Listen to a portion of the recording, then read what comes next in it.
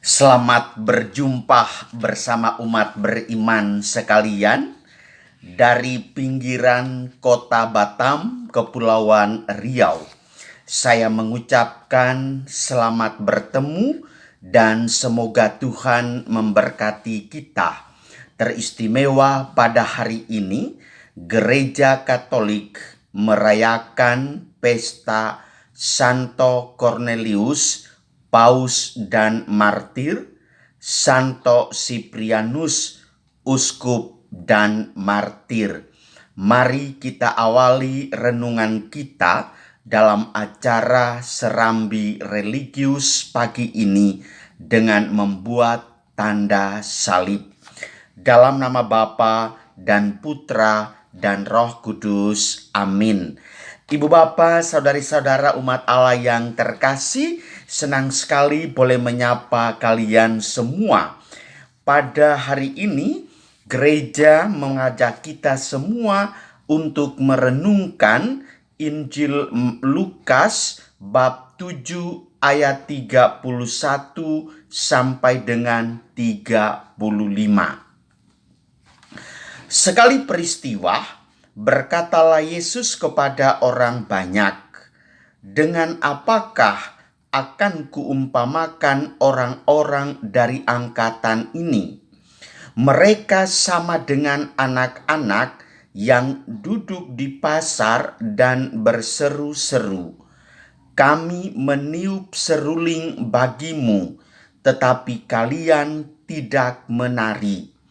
Kami menyanyikan kidung duka, tetapi kalian tidak menangis.'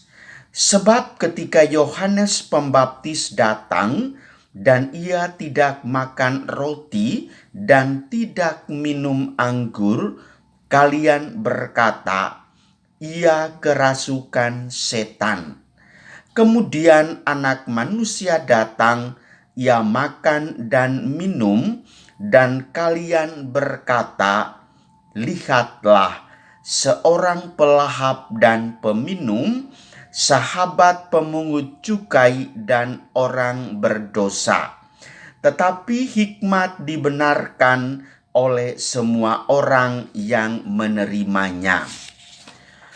Berbahagialah kita yang mendengarkan firman Tuhan dan dengan tekun melaksanakannya. Sabdamu adalah jalan, kebenaran dan hidup kami.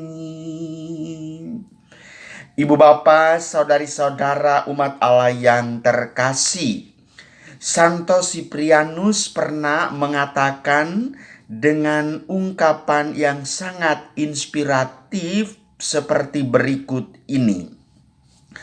"Inilah pertahanan rohani dan senjata ilahi yang menjadi pelindung bagi kita, yaitu berpuasa, berjaga-jaga, dan berdoa."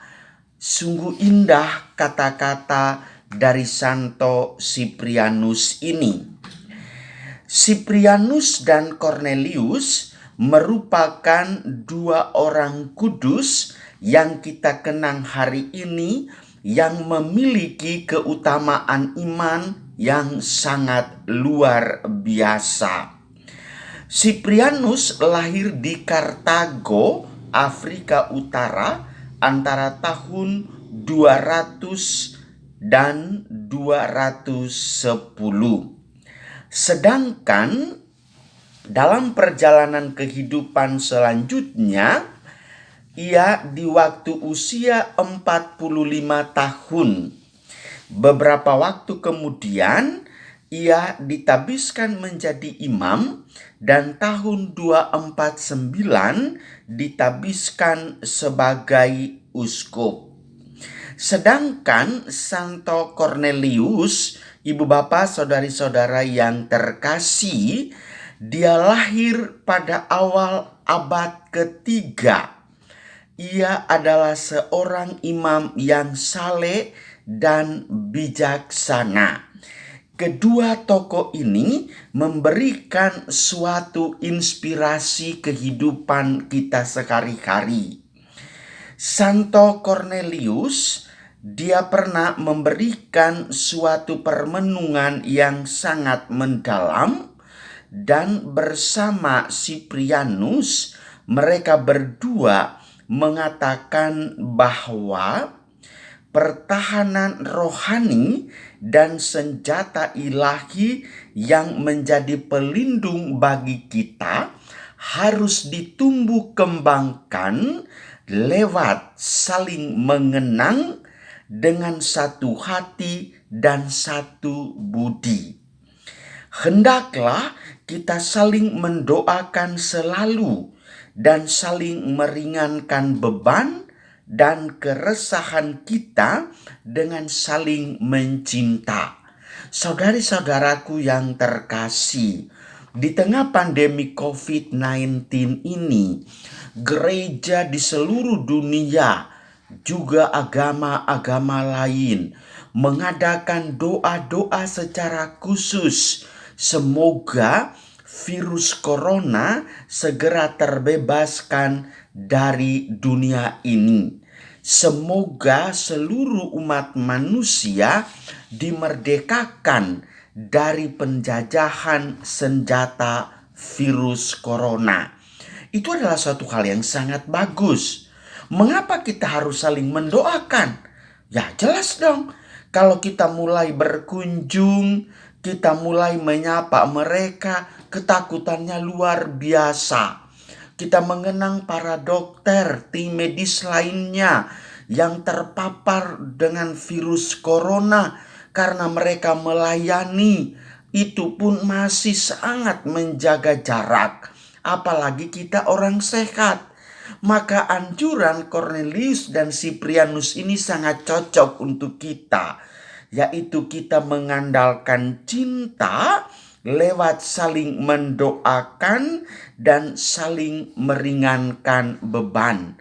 Ibu bapak, saudari-saudara yang terkasih, bacaan Injil kali ini memberikan suatu nilai inspiratif bagi kita.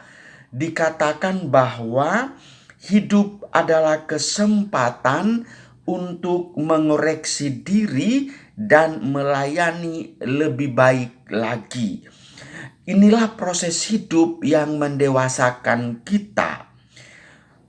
Orang dewasa biasanya dengan gampang melihat kalau ada masalah, merefleksikan latar belakang masalah itu, menemukan titik permasalahan dan mencari solusi. Dengan demikian akan gampang dalam merajut kehidupan ke depan secara lebih indah. Kebijaksanaan itu harus kelihatan dari sikap, bahasa, dan cara yang kita gunakan. Maka bersikap bijak dan dewasa dalam hidup sosial dan pribadi harus lebih cepat mengandalkan refleksi diri daripada mengkritisi orang lain. Refleksi diri menumbuhkan semangat kebijaksanaan sebagaimana telah ditunjukkan oleh Santo Cornelius dan Santo Cyprianus sebagai modal kebaikan hati dan kepemimpinan yang menyentuh hati sesama dan menusuk hati nubari kita. Maka ibu bapak saudari-saudaraku yang terkasih, semoga dengan perayaan Santo Cornelius dan Cyprianus ini kita semakin mengandalkan cinta lewat permenungan kehidupan kita dari hari ke hari dan tidak cepat mengkritisi, apalagi memboikot atau memvonis tanpa suatu permenungan dari dalam diri kita. Ibu Megawati dalam pidato baru-baru ini mengatakan, saya tidak akan mempertahankan para pemimpin dari kader PDIP kalau seandainya seluruh karya pelayanan kehidupannya itu hanya mengandalkan basa-basi dan mengutamakan popularitas diri. Nah, ini merupakan suatu kesempatan yang sangat indah.